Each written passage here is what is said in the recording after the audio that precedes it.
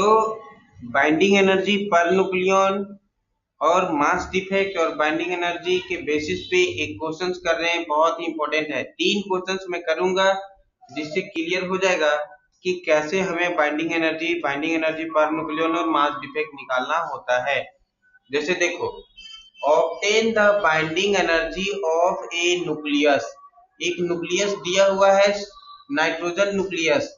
यहाँ पे आप n यहाँ 14 देख रहे हो, ये 7 है, ये 14 को हम कह देंगे A मतलब होता है एटॉमिक मास, A मतलब होता है एटॉमिक मास, और ये हो गया 7 हो गया एटॉमिक नंबर Z।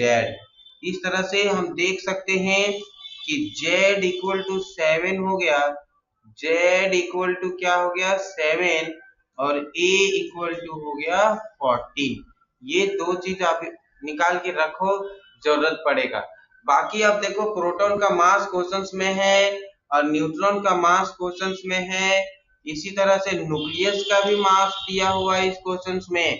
तो हमें ज्यादा दिमाग नहीं लगाना है, छोटी छोटी दिमाग लगाना है, जिससे क्वेश्चन सॉल्व हो जाएगा। मास ऑफ, देखो पहला हम लोग निकालेंगे डेल्टा एम, इसी को कहते हैं मास डिफेक्ट, और ऊपर से इसको निकालना किस में है, मेगा इलेक्ट्रॉन वोल्ट में। मास डिफेक्ट निकालने का तरीका क्या है कि न्यूक्लियस के मास को घटा देना है।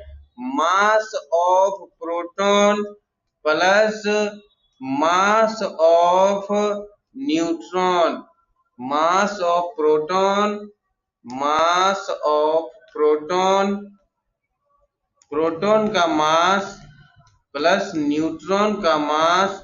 न्यूट्रॉन को कैसे निकालना है भैया, तो A माइनस जेड कर देंगे तो मेरा निकल जाएगा न्यूट्रॉन। मास ऑफ न्यूट्रॉन में से सब्ट्रैक्ट कर देना है न्यूक्लियस का मास, A का मास, न्यूक्लियस का मास, हमारा निकल जाएगा बाइंडिंग ये mass defect.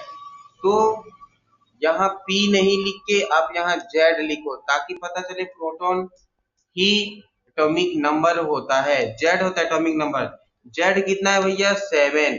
Mass of proton कितना है, मास ऑफ प्रोटॉन है 1.0079, नहीं 98 प्लस देंगे A माइनस जेड, तो A माइनस जेड निकालोगे तो हो जाएगा 14 माइनस 7 इज इक्वल टू 7।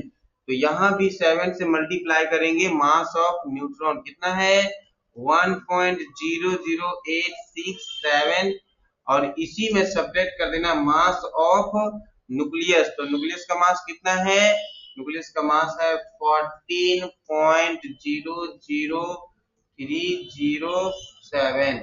अब इसको हम सॉल्व करेंगे तो पाएंगे,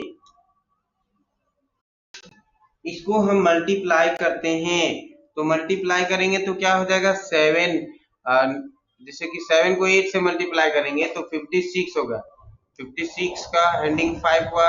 आप इसे मल्टीप्लाई करो जल्दी जल्दी से, अब भरो इसमें।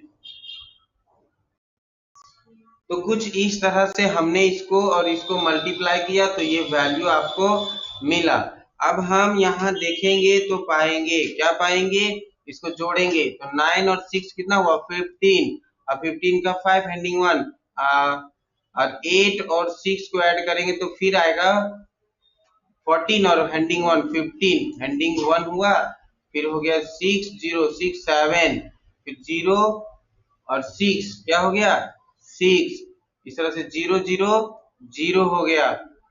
अब 7 7 14, इस तरह से सब्ट्रैक्ट करेंगे 14.00307, इसको सब्ट्रैक्ट करेंगे तो कुछ हमें वैल्यू आएगा। इसको हम सब्ट्रैक्ट करेंगे तो हो जाएगा आपका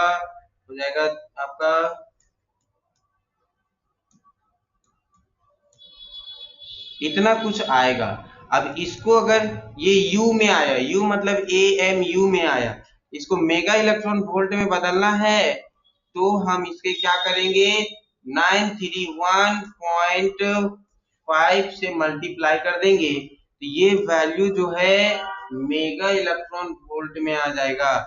और इसको हम निकालेंगे तो 140.7 मेगा इलेक्ट्रॉन वोल्ट होगा। इसको आप आसानी से मल्टीप्लाई कर सकते हो।